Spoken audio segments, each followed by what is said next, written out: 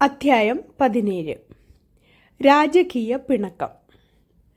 തെനാലിരാമന് കൊട്ടാരത്തിൽ ധാരാളം ശത്രുക്കളുണ്ടായിരുന്നു. അതിൽ പ്രധാനി രാജപുരോഹിതൻ തന്നെയായിരുന്നു. അയാൾക്ക് തെനാലിരാമനെ എങ്ങനെയെങ്കിലും ദർബാറിൽ നിന്നും പുറത്താക്കണമെന്ന ചിന്തയേ ഉണ്ടായിരുന്നുള്ളൂ. അങ്ങനെയിരിക്കെ ഒരു ദിവസം രാജപുരോഹിതൻ്റെ തലയിൽ ഒരു കുബുദ്ധി വിടർന്നു. അയാൾ മഹാരാജ്ഞിയുടെ അനുജനെ ചെന്ന് കണ്ടു. നിങ്ങൾ ചക്രവർത്തിയുടെ അളിയനാണെന്ന് പറഞ്ഞിട്ട് ഒരു കാര്യവുമില്ല. നിങ്ങളുടെ സ്ഥാനത്ത് ഞാനായിരുന്നെങ്കിൽ ഇന്ന് ദർബാറിൽ ആ തെനാലിരാമൻ ഇരിക്കുന്ന കസേരയിൽ ഇരിക്കുമായിരുന്നു. കഷ്ടം തന്നെ, രാജപുരോഹിതൻ പറഞ്ഞു. അതിന് ഞാനെന്ത് ചെയ്യാൻ? അളിയനിഷ്ടം ആ രാമനെയാണ്. അയാളില്ലെങ്കിൽ അളിയൻ ഉറക്കം വരില്ല, രാജ്ഞിയുടെ അനുജൻ പരിഭവം പറഞ്ഞു. അങ്ങനെ പറ, അവിടെയാണ് നിങ്ങളുടെ ബുദ്ധി ഉപയോഗിക്കേണ്ടത്. അയാളുടെ സ്ഥാനത്ത് നിങ്ങൾ വരണം. രാജപുരോഹിതൻ ചക്രവർത്തിയുടെ അളിയൻ്റെ മനസ്സിൽ ദുരാഗ്രഹം കുത്തി നിറയ്ക്കാൻ ആരംഭിച്ചു. അതെങ്ങനെ? നിങ്ങളുടെ സഹോദരി അല്ലേ മഹാരാജ്ഞി? അവരെ കൊണ്ട് പറയിക്കണം. അവർ നിർബന്ധിച്ചാൽ ചക്രവർത്തി കേൾക്കാതിരിക്കുമോ? പക്ഷേ സഹോദരി ഞാൻ പറഞ്ഞാൽ കേൾക്കുമോ? ഈ സംശയമാണ് എല്ലാ കുഴപ്പത്തിനും കാരണം. മഹാരാജ്ഞിയോട് ചെന്ന് പറയണം, തെനാലിരാമൻ്റെ സ്ഥാനത്ത് നിങ്ങളെ നിയമിച്ചില്ലെങ്കിൽ എങ്ങോട്ടെങ്കിലും നാട് വിട്ടു പോകുമെന്ന്. നിങ്ങളെ വലിയ സ്നേഹമായതുകൊണ്ട് മഹാരാജ്ഞി രാജാവിനോട് പറഞ്ഞ് തീർച്ചയായും തെനാലിരാമൻ്റെ സ്ഥാനത്ത് നിങ്ങളെ നിയമിക്കും. രാജപുരോഹിതൻ തീർത്തു പറഞ്ഞു. പിന്നെ താമസിച്ചില്ല. അനുജൻ മഹാരാജ്ഞിയെ ചെന്ന് കണ്ട് തൻ്റെ ആവശ്യം അറിയിച്ചു. അത് കേട്ട് അവർ അന്തിച്ചിരുന്നു. തെനാലിരാമൻ്റെ സ്ഥാനത്ത് നിനക്കെങ്ങനെ വരാൻ കഴിയും? അയാളുടെ സാമർഥ്യവും ബുദ്ധിശക്തിയും നർമ്മബോധവും നിനക്കുണ്ടോ? രാജ്ഞി ചോദിച്ചു. അതൊക്കെ അവസരം കിട്ടിയാലല്ലേ പ്രകടിപ്പിക്കാൻ പറ്റൂ. എനിക്കെന്തായാലും രാമൻ്റെ സ്ഥാനത്ത് ഇരുന്നേ പറ്റൂ. ചേച്ചി അത് ചക്രവർത്തിയോട് പറഞ്ഞ് ശരിയാക്കണം. അല്ലെങ്കിൽ ഞാൻ നാട് വിട്ട് എങ്ങോട്ടെങ്കിലും ഓടിപ്പോകും, രാജ്ഞിയുടെ അനുജൻ പ്രഖ്യാപിച്ചു. അതോടുകൂടി രാജ്ഞി വല്ലാതെയായി. അവർക്ക് തെനാലിരാമനെ വലിയ ഇഷ്ടമായിരുന്നു. പല അവസരങ്ങളിലും തെനാലിരാമൻ അവരുടെ രക്ഷയ്ക്ക് എത്തിയിട്ടുള്ളതാണ്. പക്ഷേ അനുജൻ നാട് വിട്ടു പോകുന്നതിനേക്കാൾ തെനാലിരാമൻ ദർബാർ വിട്ടു പോകുന്നതാണ് എന്തുകൊണ്ടും നല്ലത് എന്ന് അവർക്ക് തോന്നി. ഒടുവിൽ അവർ ചക്രവർത്തിയോട് വിഷയം പറയാൻ തീരുമാനിച്ചു. രാജ്ഞിയുടെ ആവശ്യം കേട്ട് ചക്രവർത്തി പൊട്ടിച്ചിരിച്ചു. നിന്റെ അനുജൻ മഹാമണ്ടനാണെന്ന് നിനക്കറിയില്ലേ? അവനെങ്ങനെ തെനാലിരാമന് പകരമാകും? ചക്രവർത്തി ചോദിച്ചു. അങ്ങനെയൊന്നും പറയണ്ട. അവസരം കിട്ടിയാൽ അവനും മിടുക്കനാണെന്ന് തെളിയിക്കും. അതിന് അങ്ങ് സമ്മതിക്കണ്ടേ? രാജ്ഞി വിട്ടുകൊടുത്തില്ല. അവർ തമ്മിലുള്ള തർക്കം വലിയ വഴക്കിലെത്തിച്ചേർന്നു. ചക്രവർത്തിക്ക് ദേഷ്യം വന്നു. പക്ഷേ രാജ്ഞിയല്ലേ? അദ്ദേഹം രാജ്ഞിയെ അനുനയിപ്പിക്കാൻ ശ്രമിച്ചു. ഒരു കാരണവുമില്ലാതെ തെനാലിരാമനെ ദർബാറിൽ നിന്നും പുറത്തിറക്കിയാൽ പ്രജകൾക്ക് അതിഷ്ടമാവില്ല. അവർക്ക് അത്ര പ്രിയപ്പെട്ടവനാണ് തെനാലിരാമൻ.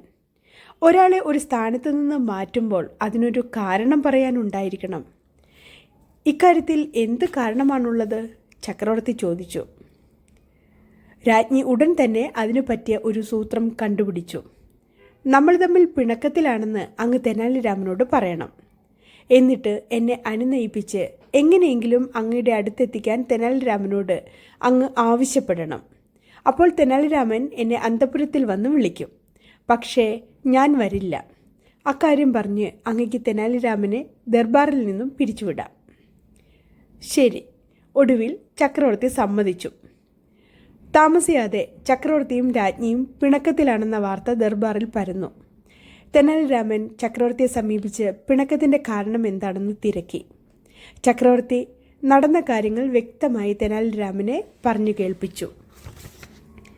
താൻ അന്തഃപുരത്തിൽ നിന്ന് രാജ്ഞിയെ ദർബാറിലേക്ക് കൂട്ടിക്കൊണ്ടു വന്നില്ലെങ്കിൽ എനിക്ക് രാമനെ പറഞ്ഞയക്കേണ്ടി വരും, ചക്രവർത്തി പറഞ്ഞു.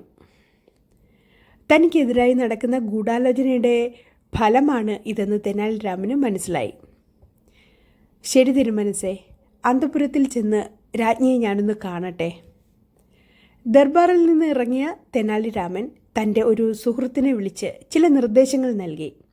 അതിനുശേഷം രാജ്ഞിയെ കാണാൻ അന്തഃപുരത്തിലേക്ക് ചെന്നു. തെനാലിരാമൻ വരുന്നത് കണ്ട രാജ്ഞി ഗൗരവം നടിച്ച് മിണ്ടാതെയിരുന്നു. അന്തഃപുരത്തിലേക്ക് കയറുന്നതിന് മുമ്പ് നേരത്തെ നിർദ്ദേശം നൽകിയതനുസരിച്ച് സുഹൃത്ത് ഓടിച്ചെന്ന് തെനാലിരാമനെ തടഞ്ഞു നിർത്തി. എന്താണ് വേണ്ടത്? രാമൻ ചോദിച്ചു. ആകെ പ്രശ്നമായിരിക്കുകയാണ്. തെനാലിരാമനോട് സുഹൃത്ത് എന്തൊക്കെയോ അതീവ രഹസ്യമായി പറയുന്നത് രാജ്ഞി ശ്രദ്ധിച്ചു. അവരുടെ മുഖഭാവം കണ്ടപ്പോൾ എന്തോ ഗൗരവമുള്ള വിഷയമാണ് ചർച്ച ചെയ്യുന്നതെന്ന് രാജ്ഞി ഊഹിച്ചു. രാജ്ഞി പതുങ്ങിച്ചെന്ന് അവർ സംസാരിക്കുന്നത് എന്തെന്നറിയാൻ ചെവിയോർത്തു. രാമ, നീ വെറുതെ കഷ്ടപ്പെട്ടിട്ട് കാര്യമില്ല. ചക്രവർത്തി തിരുമനസ് പുതിയ കല്യാണത്തിൽ ഉറച്ചു തന്നെ നിൽക്കുകയാണ്. പക്ഷേ അത് രാജ്ഞിക്ക് വിഷമമാകില്ലേ? പറഞ്ഞിട്ട് കാര്യമുണ്ടോ? രാജ്ഞിയുമായി എപ്പോഴുമുള്ള വഴക്കും പിണക്കവും കാരണം ചക്രവർത്തി തിരുമനസിന് ഒരു സൗകര്യവുമില്ലാതിരിക്കുകയാണ്. അദ്ദേഹം ആകെ മടുത്തു. എത്രയും വേഗം നമ്മുടെ രാജ്ഞിയെ ഉപേക്ഷിക്കാനുള്ള തീരുമാനമെടുക്കുമെന്നാണ് അറിയുന്നത്. രാജ്ഞി അത് കേട്ട് അമ്പരന്ന് നിന്നുപോയി. തൻ്റെ നിയന്ത്രണത്തിൽ നിന്ന് എല്ലാം കൈവിട്ടു പോയെന്നും അവർക്ക് തോന്നി. രാജ്ഞി ഉറക്കെ കരയാൻ തുടങ്ങി. അത് കണ്ടുകൊണ്ടാണ് തെനാലിരാമൻ അന്തഃപുരത്തിലേക്ക് കയറിയത്. തെനാലിരാമ, നിങ്ങൾ തമ്മിൽ പറഞ്ഞത് മുഴുവൻ ഞാൻ കേട്ടു. എങ്ങനെയെങ്കിലും എന്നെ രക്ഷിക്കണം. എൻ്റെ തെറ്റ് പൊറുക്കണം. രാജ്ഞി കരച്ചിൽ തുടർന്നു.